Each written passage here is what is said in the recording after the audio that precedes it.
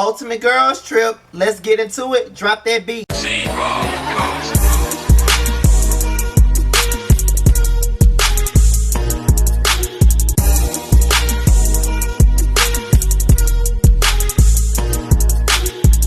What's going on, y'all? This be your boy Scattered by Nature TV, and we're here for a brand new show, okay? On the Peacock Network. I had to up my shit to premium, $9.99, so I can really sit down and watch this shit like I want to, so I can give y'all these reviews, okay? And I am late on my reviews, only because I was out in Memphis. So yeah, I'm gonna try to give y'all a review on the Ultimate Girls Trip every single day up until I catch up, okay? So we're gonna go into the very first episode, and before I even get into this review, shout out to y'all, because y'all is the reason why I'm watching this. I did not have any intentions on watching this, but y'all came and told us about the shows in the group, in our group message or whatever, for the Whether You Like It or Not panel. And let me tell you, I'm glad that I listened to my big bro, y'all. So shout out to y'all Cortez for that, because if it wasn't for him, I definitely would not be watching it. And of course, I saw other people that I love and adore that's reviewing it, like Rodney the Voice. I think Jamie is reviewing it, if I'm not mistaken. I know y'all's reviewing it. I think Really B is as well, and I think Terrence is too. It's a couple of us that's reviewing it. So y'all better get into Peacock. Okay, so it is what it is. Okay, so let's get into the review, y'all. Now, it opens up with Kyle, aka Val Richards, okay? And then, you know, it shows Luann and Ramona. It shows Melissa, Teresa, all of that stuff.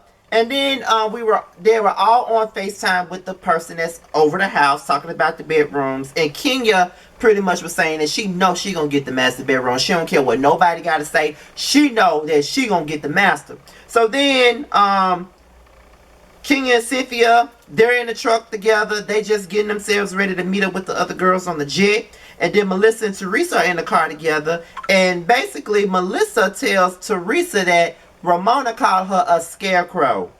Pretty much called her a scarecrow only because she feels like Teresa is dumb and don't have no brain. Teresa is dumb and don't have no brain. That is very true. But Ramona, that was not nothing for you to say, because at the end of the day, you pretty much could be a scarecrow too, because you know you ain't got no brain. You say all types of crazy shit, and you the one with the demon eyes trying to be a damn next top model walking around there looking like a damn devil by the face. Girl, bye. Get the fuck out of here. So the women arrive on the private jet, and everybody seems to be very happy to, you know, meet each other, finally be around each other. Some of these people know each other. Some of them really don't really know each other like that. Some of them know of each other, but they don't know each other like that, okay? So, they start talking about the attention that they get. And then, you know, I can understand where they're coming from. Not saying that I'm on the same level as them, because I'm really not. But I'm a blogger, and when people notice me out, it's really weird, because I'm not a person that really likes attention.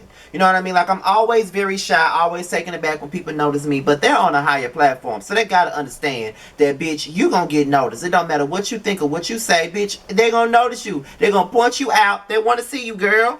But then Ramona kind of threw a wrench into the game when she said that New York, the Housewives of New York, put Bravo on the map, and if it wasn't for them, they would not be on the Ultimate Girls Trip. And I find that to be very stupid and very absurd, girl, because let's just be honest, like, Real Housewives of New York City, they had some good seasons, don't get me wrong, but they have never been that girl. Y'all ain't never been that girl. Atlanta was always that girl from front to fucking center. Nobody even remembers the first 2 or 3 seasons of that damn show. Okay, so let's just be really real, Ramona. Like, I can understand you throwing that shade at Orange County, because Orange County ain't never been good. But bitch, let me tell you something. Y'all ain't never been that girl. Atlanta was the one who put Bravo on the map. NYC didn't do shit. NYC ain't never seen the type of ratings that Atlanta ever brought, okay? They have never seen it, so you need to go somewhere and sit the fuck down with the bullshit. Even Beverly Hills shits on New York, and I don't even like Beverly Hills like that. And we know that Potomac shits on New York. Like, girl, if you don't go somewhere and sit your ass down. What about the Housewives of New Jersey? Let's be real. If it's anything, New York is at the bottom of the totem pole, okay? At the fucking bottom. When you think about the Housewives, you think about Atlanta first. I think New Jersey comes right after. And I think that Potomac is right after New Jersey. And then you twinkle on down right after that. Like, girl, go so well. As a matter of fact, let me take that back. Atlanta is first. New Jersey is next. Beverly Hills is next, Potomac is next, and everything else is just doing us down wherever the fuck it wants to. Don't do too much, because New York ain't never been that girl. Never been that girl. So Ramona really need to have a seat and sit the fuck down on that one for real though, because she really threw me with that one. And here go Val talking about, well, you know, Beverly Hills has the highest ratings. Yeah, now go somewhere and sit down. You can sit the fuck down too. So Cynthia brought a picture of Brooklyn, and then she starts talking about all the things that Kenya is going through. She's going through a divorce. She got a divorce proceeding coming up while she's on the trip to Turks and Caicos. So she's like, with everything that Kenya's going through, I think that she should get the master. Everybody agreed. Ramona said, yes, I know what it's like to go through a divorce. I went there. I've been there already. So I understand where she's coming from. So I don't mind giving her the master. So I could just get any room that's the best room after the master. Of course she's going to say that. But okay, Ramona. All right, girl. We're going to go ahead. And as they're talking about some other stuff, Ramona calls Kenya a bitch. And my thing is, girl, why are you doing that? I just felt like Ramona's whole instance of this show is to create some bullshit. And we already know, when you putting all these super personalities on one show, all these girls are Real Housewives, so all of these bitches are going to be catty. Ramona had to take it to the next level by calling this woman a bitch. Now, why did you call her a bitch? Like, come on now, Ramona. But we already knew she was going to be the one. So, Val asked Cynthia and Kenya who they click with. And you know, Cynthia starts going down the list of everybody that she get along with. She pretty much get along with everybody. But when it came down to Kenya, Val was like basically everybody but Portia. And Kenya was like, yeah, you're pretty much right. And then they laugh about it.